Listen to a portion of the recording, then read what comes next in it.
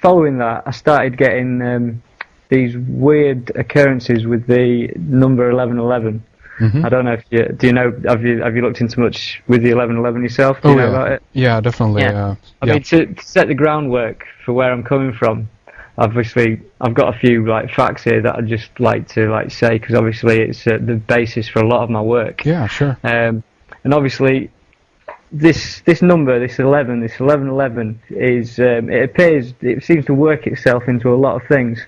I mean, predominantly the first thing is the universe itself, and obviously on the 11th of August 1999 at 11:11 a.m. there was a total solar eclipse that was observed through Europe. And if you move that further on the end date, December 21st, 2012, the end date of the main calendar, the winter solstice, which is when the calendar ends, is at 11:11 a.m. So I've heard. So obviously, so we've got this effect where the universe is ringing these numbers at us, you know, in accordance to consciousness and stuff. Yeah. And when you look at it in an astrological sense, with the precession of the equinoxes and the 26,000 year cycle of the Earth wobbling through the 12 signs of the zodiac, we're said to be moving into the new age of Aquarius, and Aquarius is the 11th astrological sign. And so, getting further into it, you look at the numbers of 2112, 2012, and you add all those numbers up, and you get an 11. And then you look into the sun, for instance, and the sunspot cycle, so 11 years. And basically everything that you can just keep finding these 11s out of things. And you could argue that, are you looking for them? But basically, when it's that amount of things within the universe, it's not like I'm looking for them, because they are there. Yeah. You can't deny that. And so then you start moving into the numerology of it. And for instance, if you get 1111 and you multiply it by 1111, you get the number 1, 2, 3, 4, 3, 2, 1. Which is a pyramid. Okay, so you've got a pyramid numerology that you can get out of the 1111. Backtrack on that a little bit and take it a little bit slower for us again. Okay. Yeah. Okay. Well, if you've got the time code 1111 and you multiply it by the same thing, so 1111 times 1111, you get the number 1, 2, 3, 4, 3, 2, 1. Okay. So if you imagine that as a visual, you've got a pyramid. So one step up, that's number 1. Then we have 2, that's 2 steps up. Is that what you're going at here? Yeah. So essentially, like, because you've got the 1, 2, 3, 4, 3, 2, 1. If you were to plot that on a graph, right, on an X and Y, you'd have a pyramid. Interesting. So and the same decreases. So if you've got 111, you times it by 111, you get 1, 2, 3, 2, 1. You get a pyramid, whichever way you look at it. Anything with a base of 1. Interesting. And so then, if you look at the 11 itself. And in binary, an 11 stands for a 3. So obviously you've got a trinity out of it. Do you know what I mean? So if you were to convert it to binary, it would mean it'd be 3. So essentially, then if you look at this idea of the trinity with it, you know 33rd degree Masons? The number 33 that goes around? Obviously, if you turn that into the trinity and you divide 33 by 3, you get 11. That's interesting. So you start like seeing these 11s, as I'm saying. So then you move on to recent events, and you get to September the 11th, 2001, right? And you realise that the building was stood like an 11. The two towers stood like an 11. Indeed. And then you've got 9/11, which is 9 plus 1 plus 1, which is 11. And then you realise that September the 11th was 111 days until the end of the year. And then you start thinking about the first plane that hit the World Trade Center, and it was Flight 11. There you go, yeah. Right, and the total number of crew on Flight 11 was 11. And then you look into it further, and the New York State was the 11th state of the US Constitution. Right, and so then you start thinking about where September the 11th stands in year, as far as years are concerned. And September the 11th, 2001 stands 11 years from 2012. Yeah. Right. And there's an author called Jose Arguelles. He wrote that from 1992 to 2012 would be in a period of May of no time, the time of no time, which was a transition of the ages kind of period in which, basically world disasters and tension would be on the up and rise constantly.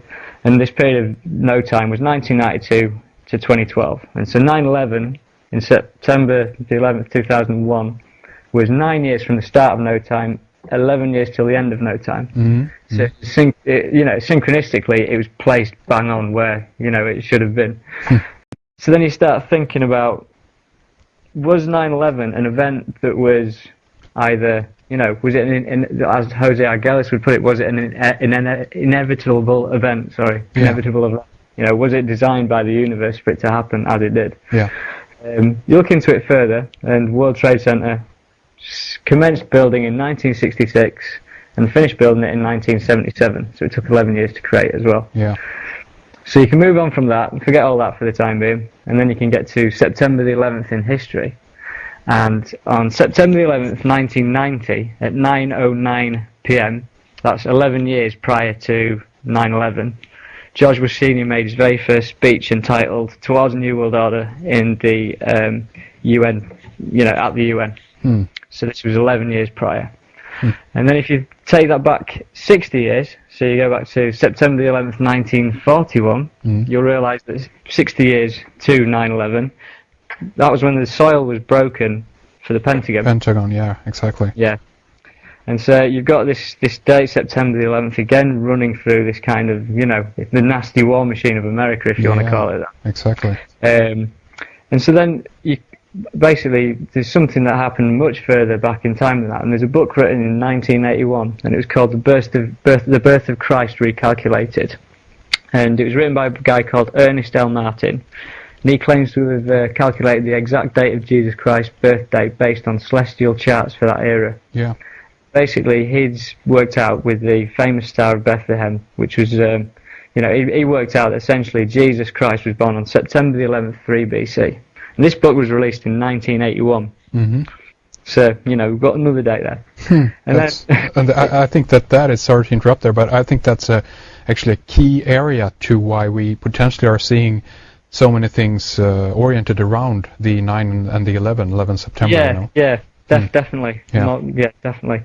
I mean, when it comes into other significant events, for instance, when you think about America and NASA and stuff, the very first shuttle that got to the moon was Apollo 11. Yeah, there you go. And then, for instance, in Great Britain, I'm sure I think it's celebrated around the world actually, but on the 11th hour of the 11th day of the 11th month, we celebrate Remembrance Day, in which we honour our war dead, but it's on an 11/11, and it's basically the Queen and a load of other people taking poppies to a cenotaph, which is an obelisk essentially. Yeah.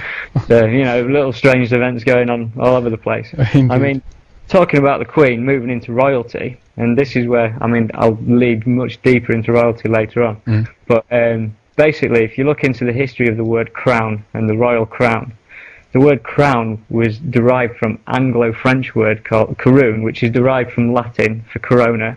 But the year that the word crown, was first established was in the year 1111. Really? That's interesting.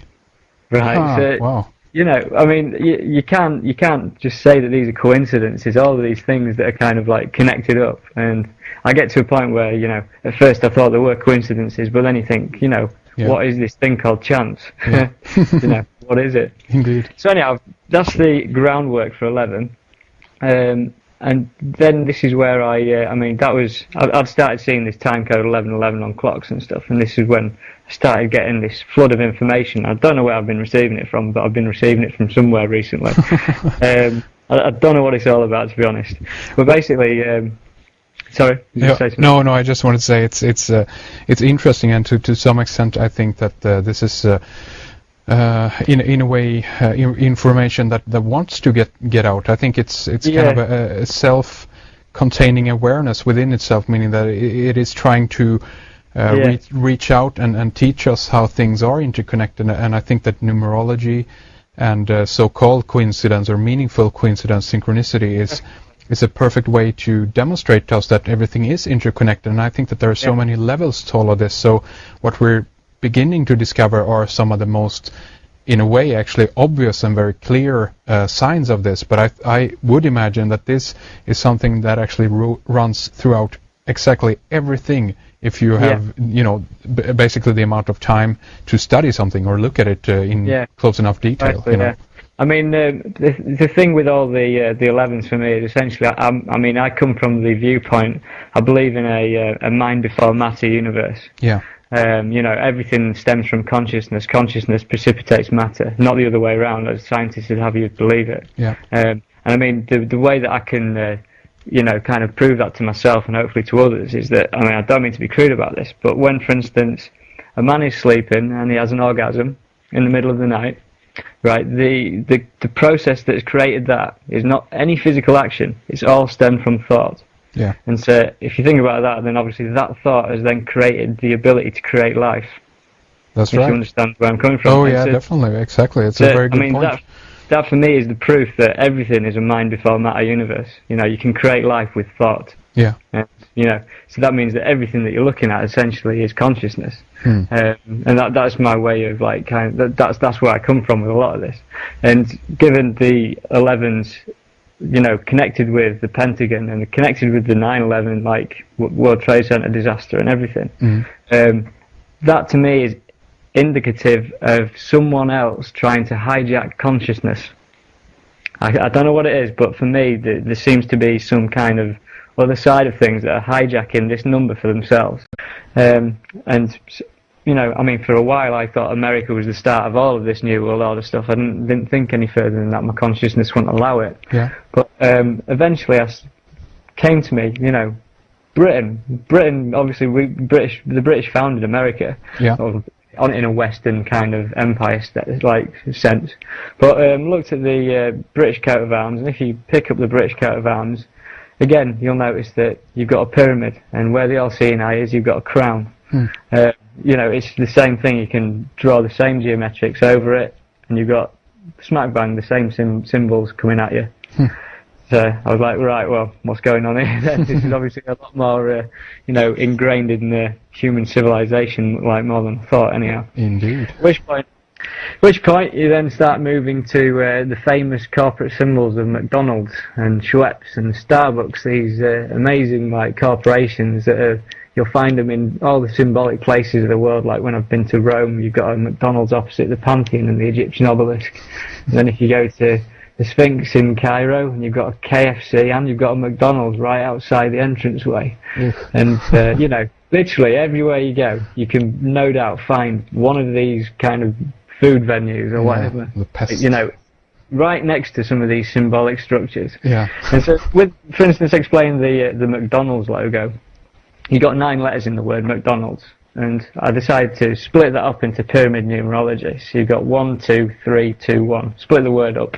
Do you know what I mean? Into a step kind of structure. And I think you have this on your blog, isn't that right? So people that are tuning in can take a look at that. You can take a look at it on my blog, but basically, to spell it out, basically you can form a pyramid-like word out of it, in which the cornerstones and the top part of the pyramid minus the capstone spell the word Mason. Yeah. And essentially what the pyramid is showing is that the 2 arches of Freemasonry, or the golden arches, or whatever you want to call them, emanate from the centre of the pyramid and preside all the way onto the outside of the pyramid. So essentially you've got this event that seems to preside over the pyramid. And then same thing goes with the Schweppes logo. I mean, I had a real good 11/11 moment with this, because it happened in a glass of Schweppes tonic water when the ice cubes started ringing at me. Right. And I thought it was pretty mental, but it was insinuating something was happening. Nice. And I looked on the bottle, and the year 1783, obviously on the all-seeing eye, the date 1776. I was like, we're a bit too close for comfort here. We're in the period of the Enlightenment, is what they call it. Yeah. And look at their logo, and it doesn't even take any deciphering this one. There's a pyramid with an angel on top, with a McDonald's-style M presiding over the pyramid. So essentially you've got more messianic imagery in the logo of a corporate symbol. You know, and all I can think is this company, Schweppes, they teamed up with Cadbury's. They're instrumental in destroying the health of the world, because they create sugary drinks and, you know, aspartame-ridden drinks and everything that goes with it. And they're using this symbology. So you can look at that on my blog yet again, because it's all on there. Very interesting. Get to Starbucks, and Starbucks, if you look at, when you're walking past any old Starbucks, you'll notice that the logo is 3 stars that make a pyramid, and the very top star is seated on top of a crown which is essentially, symbolic of the all-seeing eye, but underneath the crown is a woman, and that woman is Isis, so the Egyptian deity Isis. And essentially what I've realised over the past few days is that what these logos are depicting is some form of messianic event. Yeah. And when you look into a book, there's a book called The Secret Teachers of All Ages from 1928 by Manly P. Hall. Indeed. And states Isis is sometimes shown standing between two great pillars of Freemasonry. Yeah. So deity Isis stands between these pillars. So on the McDonald's logo, where you've got the M and you've got the M coinciding on the top of the pyramid, and the same on the Schweppes logo, where you've got the angel stood on top of the pyramid, they're representing Isis. There's no other way of looking at it, in my personal opinion. Yeah. So basically, Isis is symbolic of the all-seeing eye. It's the same thing. Same as when you look in, for instance, into the Holy Trinity and stuff, and you've got the Father, the Son, and the Holy Spirit. Yeah. There's the evidence of the kind of, the ever-looming one who sees everything but isn't quite there. Do you know what I mean? Yeah. So anyhow, this occult symbolism, it works on a dual level, like optical illusions. For instance, you can now look at a picture and do you see the old woman or do you see the young woman? Yeah. And it's got the duality, same as everything else when it comes down to religion. Yeah. Most people are tuned to see one thing, but it actually means another thing as well. But it depends which version you want to go with. There's two ways to look at it. And my opinion on everything with the occult is that it's working on a different plane outside of the 5 sense human reality. It's something that's working in the subconscious. Yeah. And going on that principle of mind before matter universe, when you're looking at this occult symbolism, and if one person is, say, looking at the Schweppes logo, and they're drinking Schweppes, and they're buying into this logo, they're buying into the brand, they're buying into all of it, I think they're just buying into a great drink. But they're also buying into this other thing. They're buying into this messianic event. And essentially, if you think about this mind before matter universe, if this occult symbology is working on the subconscious, and it's working on the subconscious of a global population, then it's got the ability to still bring itself forward into matter. Do you know what I mean? So it's what you're saying is that with the help of all these knowing people, so to speak, this is propelled forward. Is that what you're saying? Yeah. For instance, like when someone goes to a McDonald's and they're buying into the McDonald's, how clever they got that anyhow. Right. But when they're going in and they're buying those McDonald's, they're also they're buying into the alternate thing, which is the symbol of this messianic event on the top of a pyramid. It's empowering it. It's building it into the subconscious, and that subconscious can precipitate into matter at the right time.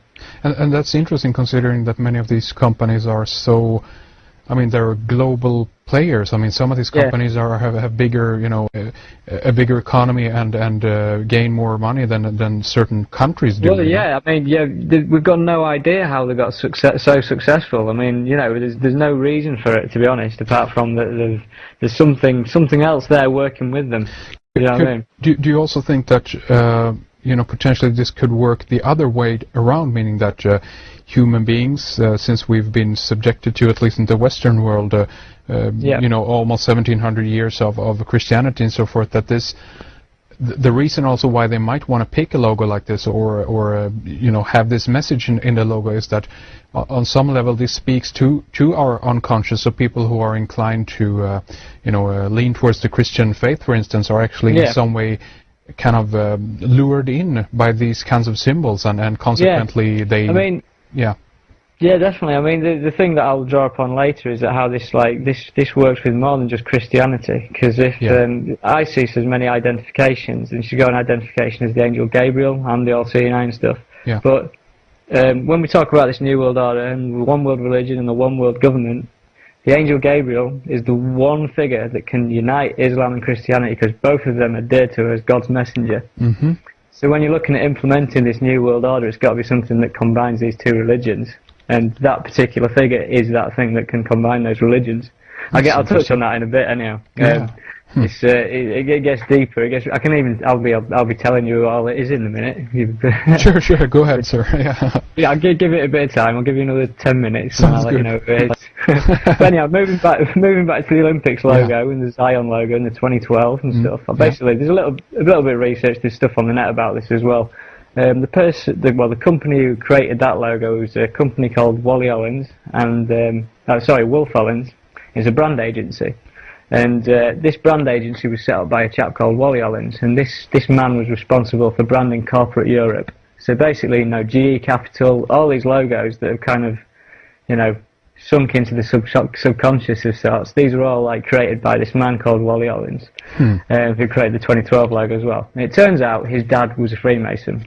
Nice. So the chances are that, there's an interview online where he references his dad trying to get him to be a Freemason. He never actually says whether he is or not, but the chances are it's in the family. And, there's these messages in the logos that this man's produced. It's a Freemasonic branding, company for corporate Europe. Yeah. Wow. Essentially. Really interesting. Yes, I wanted the name there again. Wally Ollins, is that right? Wally Ollins. Right, yeah. Thank you. Okay. WALLYOLINS. Perfect, thank you. Right, and so at this point, you've got this connection to Freemasonry with the logo and stuff, and it moves much higher than Freemasonry. That's just like the outside protection for this stuff. I basically loaded up Google Earth. Wanted to have a look at the London site from the air. I wanted to see what it is that's so special about this place, and. It just so happened that the particular site in Stratford was the only last bit of wasteland that was, that was left vacant in London. It was the one last place that they could do things for something like the Olympics. So it's quite lucky that they had it in the first place. And what I noticed was I started looking at the actual street plan of this place, and to go through it, you've got a number of roads that circle the site, and the first road is a road called the Eastern Cross Route. The East Cross Route, which is a reference to the Eastern Cross. The Eastern Cross is an Orthodox cross, and it's a modified version of the Patriarchal cross. It's got two smaller cross beams across the side. The next road down, you've got Carpenter's Road, which encircles the site. Carpenter, who was a carpenter? Oh, good old Joseph. Yeah, he was of course. a carpenter, wasn't he? Yeah. Next road down, you've got a road called the Great Eastern Road. And obviously when you refer to something as the Great Eastern, it's obviously like the Great Eastern Star. So you look into the Great Eastern Star, it turns out that the Order of the Eastern Star is the largest fraternal organisation in the world that both men and women can join, and it was founded by someone highly connected with the Freemasons, and their symbol is the pentagram. So this is the next road down. Yeah. Moving on around the Olympic site. If you envisage we're encapsulating the whole Olympic site here, the next road along is Angel Lane, and obviously the famous angel is the angel Gabriel. So we've got Angel Lane here. Next road along, we've got Temple Mills Lane. Temple Mills, where the water mills belong to the Knights Templar. Yeah. So another connection there. The Knights Templar were the poor fellow soldiers of Christ in the Temple of Solomon. And then encapsulating all of this is Church Road. It's obviously another biblical road name. Yeah. So all the way around the Olympics 2012 site, which you could call Zion if you go with the logo, is biblical road names surrounding the whole site. There's not one road name that's not biblical. So you start looking at that and you think, what the hell is going on? Yeah. Because this site was supposedly a fluke that they found this, and what we're looking at is something that is clearly quite well planned.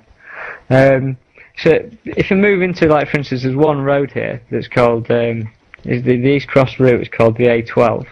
It's another road name for it. And if I move into, say, for instance, hieroglyphics for a start, hieroglyphics back in the days of ancient Egypt, they were seen as talismans, in that a particular hieroglyphic didn't mean like one letter, like a H. It meant a multitude of emotions. It meant a multitude of meanings. And it basically, it drew in the powers of the stars. That's what a hieroglyph was. It was a talisman. Yeah. It wasn't a direct translation. So, like, for instance, when they do a direct translation of the Rosetta Stone, you can't translate hieroglyphics into H, A's and Z's and stuff like that. Do you know what I mean? Sure.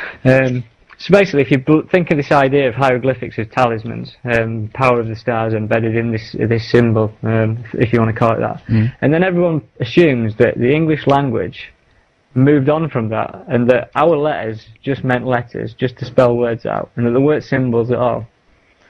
But the fact is that if you look into the idea that the power control in Egypt never died out, and they've been endemic to the power structure from the very start, the letters on the English alphabet are just as much hieroglyphs as the hieroglyphics were, the talismans.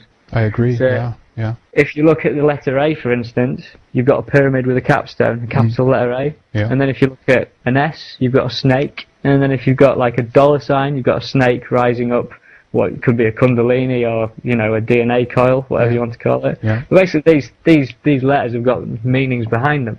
And so this main road that cuts through the Olympics 2012 site, which is called the East Cross Road, is also known as the A12 road.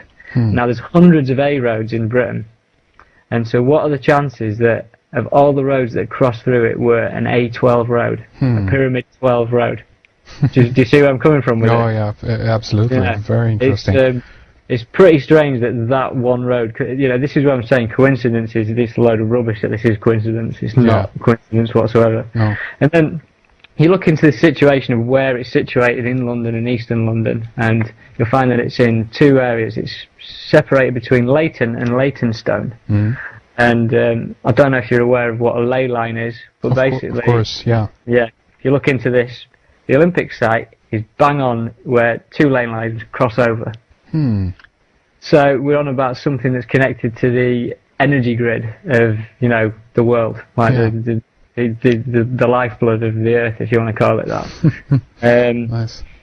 Interestingly enough, before when commenced work on the Olympics 2012 site as well, I mean, I got this information off a chap on a message board, but he basically said that they'd organised a massive rave on the Olympic 2012 site, in which no doubt there's a lot of government-sponsored drugs out there, and a lot of energy being given off. And if you think about these energy lines, and they're inviting people to have raves on these sites, alongside holding some of the biggest like competitions in the world ever, think about what's happening with all that energy. Where is that going?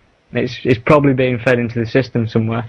And I think that's I mean, there's a lot of you know, for instance, as far as UFOs are concerned and stuff like that, if you look into UFO sightings and stuff, a lot of them can be attributed to being near ley lines and stuff, because obviously a UFO isn't necessarily something that's definitely fixed in our particular 3D world, something that could be obviously of another dimension of sorts. But basically, like, you've got this Zion street map that's fully biblical in every way, and you then decide, well, I decided to pick up the Bible. I don't normally pick up the Bible, I'm not that type of person, but basically picked up and went to the book of Mark, and I decided to go to the chapter 11, verse 11, you know, the old 11:11. We got this passage here. Then Jesus went into Jerusalem and into the temple and looked around at everything. Since it was already late, he went out with his 12 disciples to Bethany. So we've got a mention of Jesus entering Jerusalem, which is obviously Zion's the New Jerusalem. And he says that since it was already late, he went out with his 12 disciples to Bethany. Right next to the Olympics 2012 site, down a Roman road, is a place called Bethnal Green. Right next to the Olympics 2012 site, down a Roman road, is a place called Bethnal Green. Bethnal Green, Bethany, sounds the same, pretty close, you know, not too far off. Bethnal Green is 3.3 miles, 33 degree Masons and everything, 3.3 miles from Charing Cross, the centre of London. So symbolic again, numerology and everything that goes with it. Of course, and I don't know if you've heard, but if we look at the research of Ralph Ellis, he talks that Mary Magdalene might have been Mary of Bethany. You know, there's a whole connection between Bethany and the you know, the family of Jesus, if you will, or you know.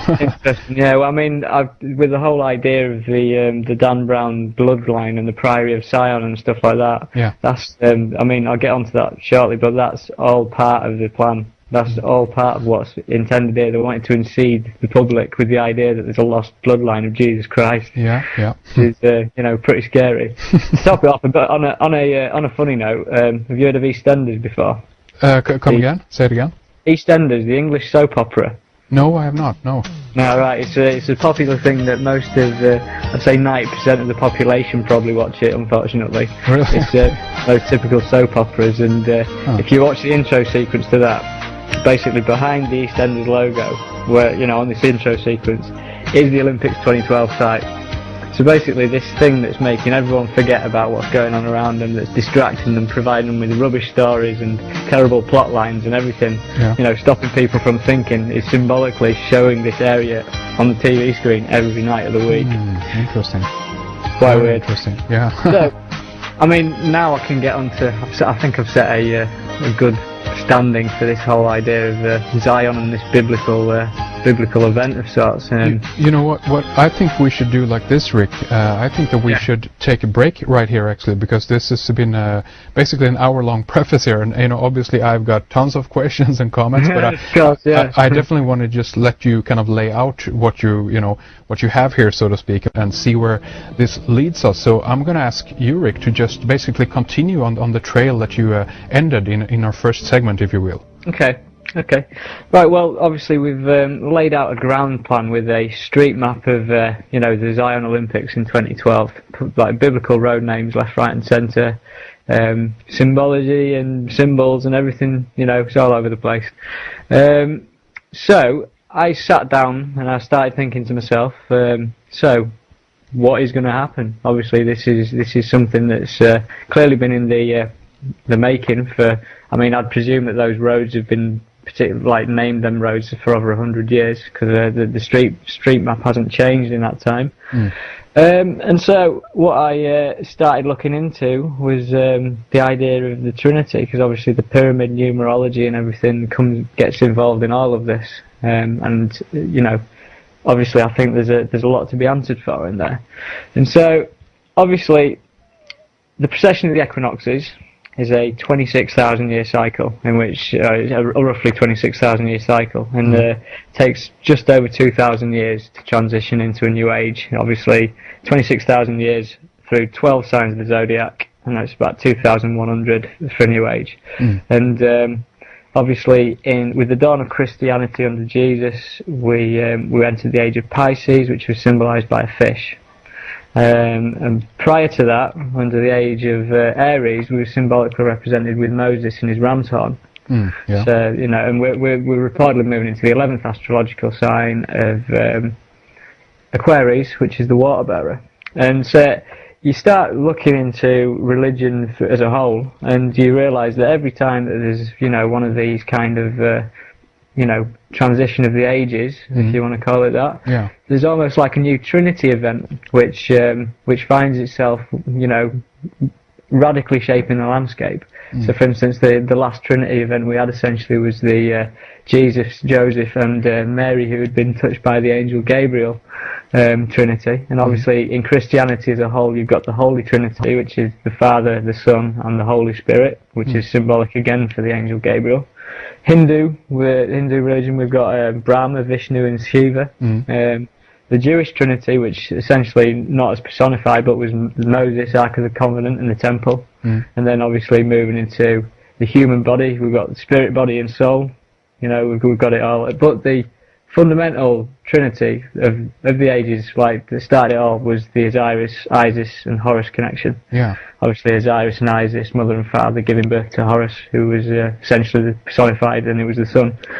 But so, given that we've got this 1776 on the gold, the Great Seal on the dollar bill, starting at 1776, we've got the Latin of Novus Ordo Seclorum, and it's literally Latin for New Order of the Ages. So it's not New World Order, it's New World Order of the Ages. So it's obviously insinuating it's to do with the transition of the equinox, of the ages moving into the sign of Aquarius. And so I started thinking to myself, well, if we're moving into this, we're going to have to expect new leaders. We're going to have to expect this new kind of, forefront of religion that's going to come forward and, save the planet as such. Well, that's how they're going to deal with it. Sell it to us, yeah. Yeah. How are you going to sell it to us? Come on, give us your best shot. Basically, I started looking towards royalty, because obviously, royalty seems to be where it's at, in the sense of the you know, the coat of arms of Great Britain. It's on there. But everywhere I look, it always leads me to royalty. It's a bit like, you know, David Icon's reptilian kind of stuff. It always kind of leads to this weird thing, whatever you want to call it. And obviously, William is a symbolic person within, like, the continuation of the royal family and everything. But basically, I've nothing to go on at first, and I just had this real small whim. And I thought, Diana, is she going to be the personification of Isis? You know, is she going to be the next person to be identified with this god? And thinking it through, I was like, you know, quite probably not, but, you know, let's have a look anyhow, may as well have a look. And so basically, to just talk about Isis a little bit. Isis is a moon goddess, so symbolised by the moon, and she can be identified with the Greek god Artemis, she can be identified with the Roman god Diana, and the angel Gabriel, which is the Holy Ghost. And she's always the third in the Trinity. You know, she's the apex of the pyramid. Yeah. She's the all-seeing eye, and this is correlated because if you watch, for instance, the film Constantine with Keanu Reeves, I only watched this the other week, but there's a scene in there where there's a particular actor who plays the angel Gabriel, and Keanu Reeves walks up to her. And he says, "What have you been seeing with your all-seeing eye of late?" Yes, I spoke with the bishop. Yes.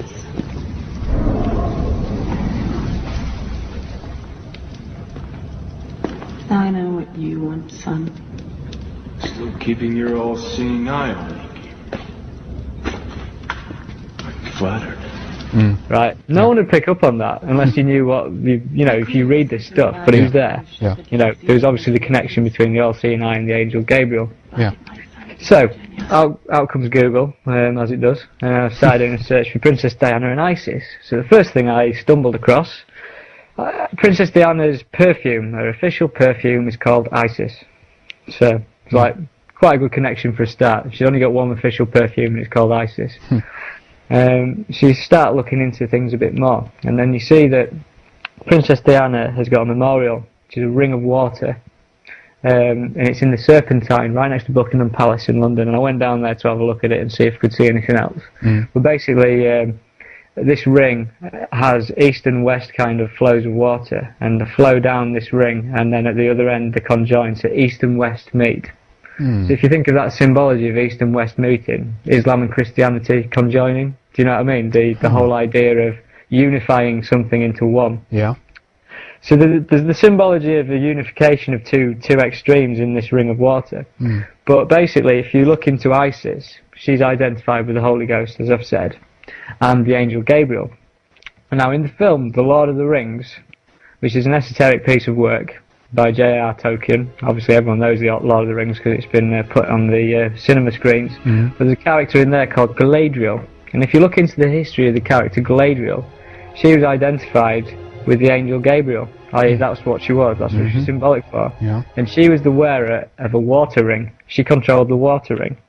So obviously you've got Princess Diana, water ring memorial, where east and west meet, combined with the angel Gabriel and Lord of the Rings, or Galadriel being the water ring bearer. So you've got this symbolic figure and this this symbolism running throughout. So moving on to the next thing, how else can I identify Diana with Isis? And so you start looking into the Pont d'Alma, where she died, where she had a horrific car crash. Obviously there's stuff on the internet already that insinuates that the Pont d'Alma was a pagan sacrificial site. And it was used like ritually for hundreds of years, like prior to the modernisation of the area. Right. Outside of the tunnel, we have a Flame of Liberty, which is in tribute to Diana's passing. Yeah. The Flame of Liberty, which is similar to the Olympic torch. Well, in fact, it is the Olympic torch. But if you think about the Flame of Liberty, and then you think to the Statue of Liberty in New York, the Statue of Liberty, I mean, Graham Hancock and Robert Bauval will all state that the Statue of Liberty in New York is symbolic for ISIS. And outside where Diana died, you've got this, Flame of Liberty statue, if you want to call it that. Yeah. And again, if you go back to the Secret Teachings of All Ages by Manly P. Hall, Isis carries with her the sacred fire religiously preserved and kept burning in a special temple by the Vestal Virgin. The fire is genuine, immortal flame of Isis. So, symbolically, what she's got outside the Pont d'Alma is a a connection to ISIS yet again. So, moving on, I'd got wind of a tribute in Harrods, and this is where, obviously, do you know much about the Diana murder inquest and everything that goes with it? Much of it, not all the details, but the overarching story is very familiar to me, yes. Right, yeah, obviously there's the whole conspiracy idea that she was murdered, and Al-Fayed believed that she was murdered, and there's the fight with the royal family, essentially. Yeah. I mean, if you go to Harrods, and this is where it's proof that both sides are in on the same act, and this shows that this whole idea of the conspiracy of the murder of Princess Diana is all part of the intended stage play that's been going on all along. In the Harrods, I went up to him and I said, "Where's the Princess Diana?" The fight with the royal family, essentially. Yeah. I mean, if you go to Harrods, and this is where it's proof that both sides are in on the same act, and this shows that this whole idea of the conspiracy of the murder of Princess Diana is all part of the intended stage play that's been going on all along. In the Harrods, I went up to him and I said, "Where's the Princess Diana memorial?" She went, "Oh, it's in the Egyptian staircase." So I was like, "You're joking me." So get led to this Egyptian staircase, and you go in, it's real. I've been to Egypt, and it's pretty much exactly the same as what you'd expect in Egypt. Real grand, golden looking, like staircase with escalators in it and stuff like that, and loads of cheap perfumes, well not cheap, really expensive perfumes on sale. Yeah. And you walk over to the shrine of Princess Diana and Dodi Al-Fayed, and you've got these two pictures. You've got obviously Diana and Dodi. Think about that. You've got Christianity and you've got Islam. Right. And these two pictures are being symbolically held up by a dove. And the dove is also attributed to the Holy Ghost, which is the same thing as the angel Gabriel and everything else that goes with it. So you've got symbology there. Below these two photographs, you've got a pyramid, right? A 3D pyramid with a time glass in it. So symbolic to pyramids and time and stuff. Yeah. Then on either side of that, you've got two very tall candles, looking like a number 11, and also looking like the two pillars of Freemasonry that ISIS is standing between. So what I'm here and proposing today is that essentially we have got Princess Diana being identified with the fertility god of ISIS. Very interesting. Do you have, by the way, taken any pictures of this memorial? I've got photos of it. The problem I've got is I can't write enough in enough time because I work full time as well to get this all out. Do you know what I mean? It's such a big thing to write about. Of course. It requires a lot of time. Yeah. But basically, so you think about this with the New World Order, they wanted a one world religion. We've got the combination of Christianity and Islam here symbolically in Harrods. Right, and obviously Islam and Christianity both accept the angel Gabriel as a messenger of God. So we've got the proof here that they want to do this with Diana. They want to identify her with ISIS. So what does that make Prince William? If ISIS is, the mother fertility god, that obviously means that William naturally becomes the son. Yeah. Okay? Yeah. So looking at this, I thought, right, we have to do a bit of research into William now. And I 6 months ago, someone said that I was going to be researching the royal family. I'd have laughed my head off and said, get away, it doesn't concern me whatsoever. But I've ended up being driven down this path, and it's doing my head in. Yeah. but anyhow, Prince William's birthday. He was born on June the 21st. You know when June the 21st is? That's the summer solstice. Yes. Yeah. So basically, the Son of Most High. Yeah. So in the New Testament, the angel Gabriel announced, "He shall be great, and he shall be called the Son of the Most High. The Holy which shall be born of thee shall be called the Son of God." Right? Yeah. So we've got Prince William's birthday, and it's on the solstice, when the sun is most high. Yeah. Right? And then you look into a bit further. How old is he in 2012? Probably 33, right? No, he's 30 years old. 30 years right? old, okay, yeah. Connection here. Jesus began his ministry at age 30. There you go, okay. Right? Yeah. So you can't get away from this. It's all over these people. Yeah. You know what I mean? Yeah. And so, symbolically, 30 years old, William's birthday, symbolically can be seen as an XXX in Roman numerology. That's right, yeah. And it just so happens that the Olympics 2012 is XXX. So it's the same Olympiad. Exactly. It's the what does it be? The 30th Yeah, Games, 37. Summer Olympic Games, yeah, XXX. So, right, then you start thinking, you know what I was saying about, for instance, symbology and stuff like that, and you've got McDonald's, and you've got Starbucks, and you've got Schweppes, all like essentially occult symbology that's when people are buying into these things, they're subconsciously buying into this messianic event, you know, as I've stated before. Yeah. Well, if you think about this and the symbolism of the XXX, the triple X, think about what most single men do on the computers. I know it sounds crazy, but, you know, that's powerful energy that's being wasted there. This life-giving energy, and, like, you know, they're symbolically buying into that triple X stuff, you know what I mean? Yeah, sure. Same as you've got the triple X film with Vin Diesel, in which he's seen as this heroic figure, and everyone went to the cinema and powered the triple X thing, do you know what I mean? Yeah. Yeah, this shows you how endemic this thing is, and like you know how crafty these things are. Of course, and also I think it if you convert the alphanumerical number on a alphanumeric system from 1 to 9, then I think X becomes 6. So it's basically 666 right there. 666. Well, I didn't know that, but that's good. Yeah. Right, so the next thing on, moving into William yet again, with more stuff to do with him. It turned out a few months ago that he'd been made the 1000th member of the Order of the Garter. Now, he's actually the 999th member of the Order of the Garter, but they changed it to 1000th because of someone, you know, not being registered or something on the official log. But, as you will know, the Order of the Garter is the parent organisation of Freemasonry. Yeah. Right, so if you think about that situation that we've got there, what are the chances that Prince William, if they hadn't pre-planned this, would happen to be the 1000th member? I.e., you know, in the chronology of events, it just so happened that he was bang on the 1000th member. And that's also could be interpreted as the 1000 points of lights. I don't know if you heard about that. I don't know about that. No, that's new to me. Yeah, okay, continue, yeah.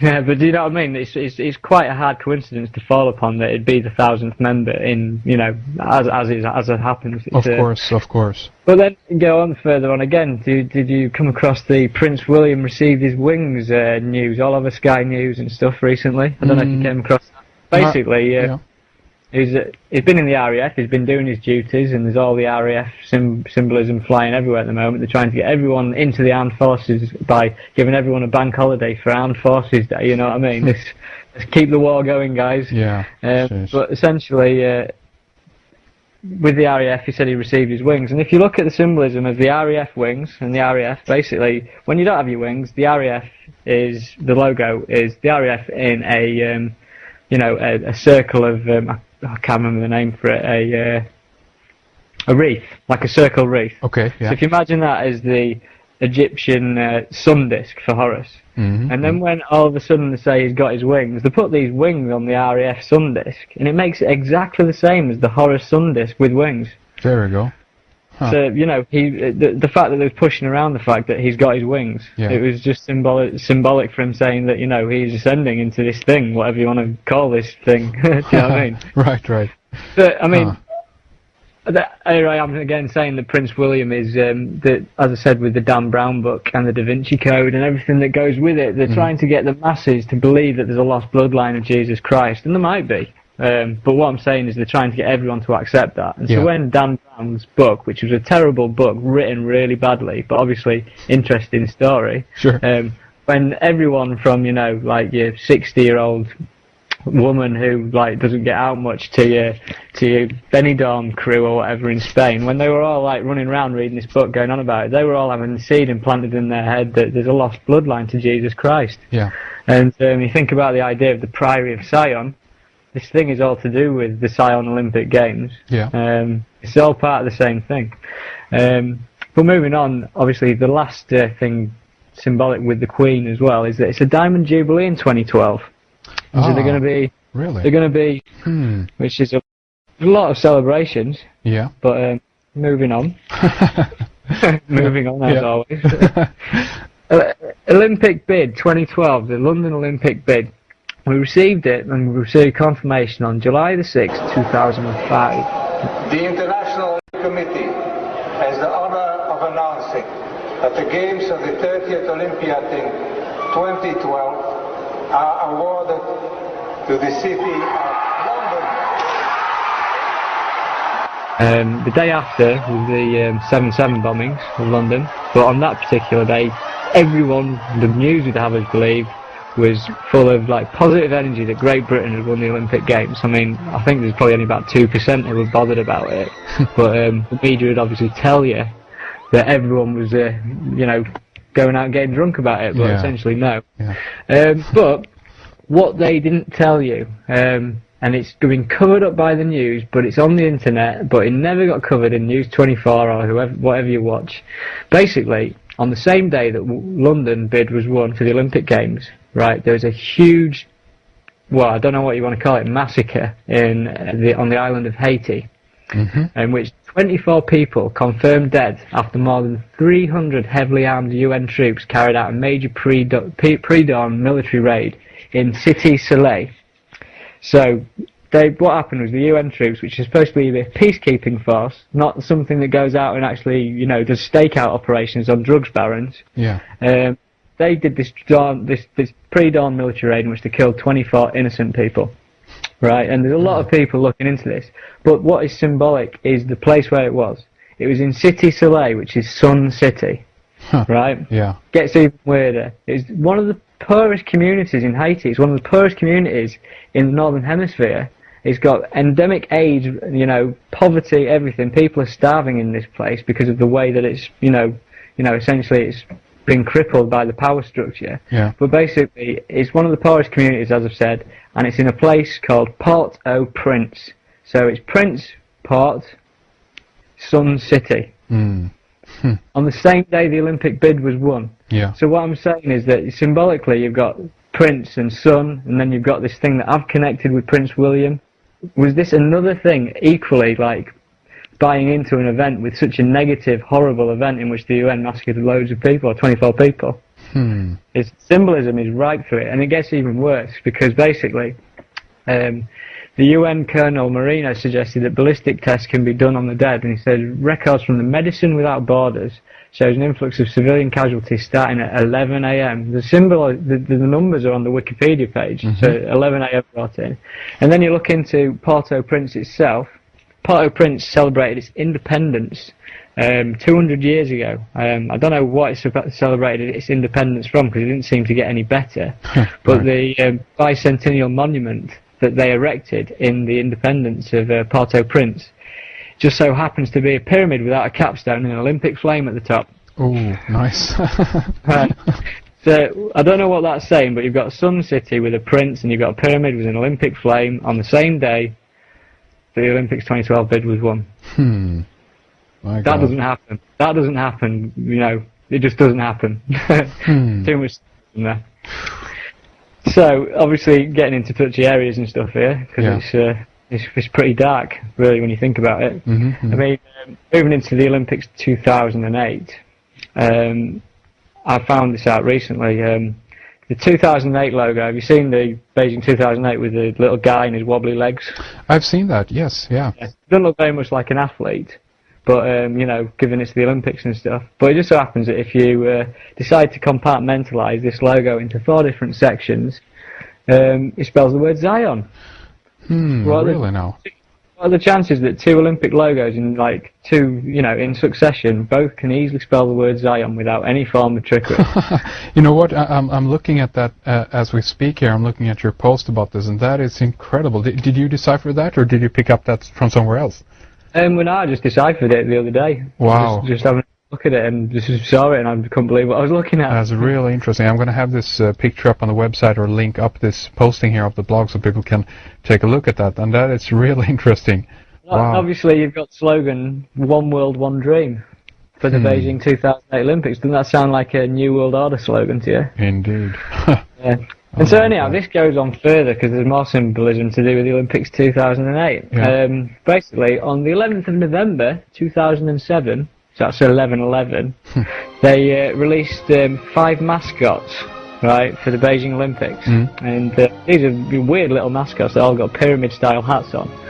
And essentially, each of these mascots correlates to a colour ring of the Olympic logo. We've got the green, orange, red, black and blue rings, and each of the mascots correlate to one of these. They've all got their own colour.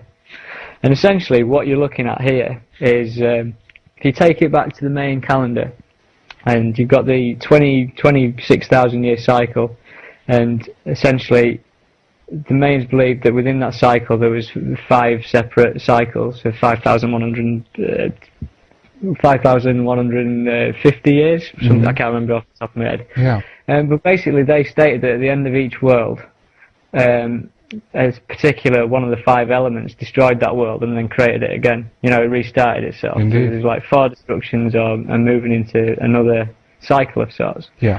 And I was looking at this, and there's one of the blue character, which is the last ring in the Olympic logo. The blue character is symbolic for water. It's called Baby. It's a weird little critter. I don't know what you want to call it. Yeah. But it's symbolic for water, strong in water sports, and she reflects the blue Olympic ring. And this is the only of the 5 characters that's got a spiritual third eye. Yeah. So I'm thinking, why has this got a spiritual third eye? And then you think about this Diana's ring of water, and then you think about this spiritual third eye in the mascot, and you think of water obviously is symbolic for Aquarius. There's this idea that we're moving into this blue ring of the Olympics, if you know what I mean. Yeah. I mean, to explain this better, those Olympic rings for me are the 5 cycles of time from the main calendar. Only one's connected to another. And it's almost like there's the transition stage where the two rings meet up. If you understand what I'm trying to say. Yeah, that's very interesting. Yeah. And so when, for instance, you've got a set of films like by J.R. Tolkien, the Lord of the Rings, what it really means is the Lord of the Cycles of Time. Yeah. Right. And so then when you think about the trilogy, you had the Fellowship of the Ring, which incidentally opens up with Gandalf's birthday on the 111th birthday, 111, which is obviously a pyramid number. You've got Fellowship of the Ring moving into the 2 towers. Sounds symbolic to World Trade Center, if you like. Yeah. Moving into Return of the King. Same thing. They're on about buying us into another messianic prophecy. So, you know what I'm saying about this symbolically ring cycle thing? It's all basically insinuating that throughout the cycles of time, something has had control of everything. And what I'm trying to propose is that when, for instance, in Egypt, they pretty much know that the Grand Pyramid, the Great Pyramid, started fully formed as such, and then the Egyptian civilization went into decline from there and after. All the pyramids that followed it were in like disrepair. They don't stand the test of time, if you know what I mean. Yeah. And obviously, everyone believes that preceding or before that, there was obviously the Great Flood of sorts. You know, potential like the Great Flood, which essentially came after the destruction of Atlantis. So what I don't know too much about Atlantis myself, except it's supposed to be a highly technological, like, you know, civilization of sorts. But if you think about these cycles of time, Atlantis was destroyed. The same power structure, whatever, managed to survive it anyhow because they had the technology to survive it, and then they restarted again, straight with the pyramid, back into the next cycle. Well, there you go, and I think that's an extremely interesting point, because to some extent we can, I mean, to some extent we can say that we are in kind of that technological advancement, as it were, right now, and we're also kind of approaching it. It's the speed up of the thing, and it's like, you know, we're going to be like at the peak of our, you know, civilization, as it were, whatever you know we want to call it. And I think at, you know, basically at the same time as everything is, you know, the technological singularity, call it what you will, this kind of the high point of our achievement. At the same time that we actually reach that pinnacle, we could potentially also kind of fall again, so to speak. And this could be a moment, and this might, you know, where will we be around 2012? I don't know. I mean, where I can take this now after this, I mean, I've covered the cycles. I could pretty much tell you what the religion of the New World Order is as well. Okay. If you want to know that, I'd love to. Share with us, please. Well, basically, if you're reading Revelations, chapter 11, verse 12. Now a great sign appeared in heaven: a woman clothed with the sun and the moon under her feet. Remember the moon because that's symbolised with Isis. And on her head a garland of 12 stars, like the 12 stars of the EU flag. But basically, in Revelations, it refers to the breaking of the 7 seals. Right. In the Mayan prophecies for Chilam, a high priest, in 1560, there was a prophecy written about the arrival of Christianity and the arrival, this was like the end of the Mayan calendar prophecies of sorts, and he said, they're the masters of our souls.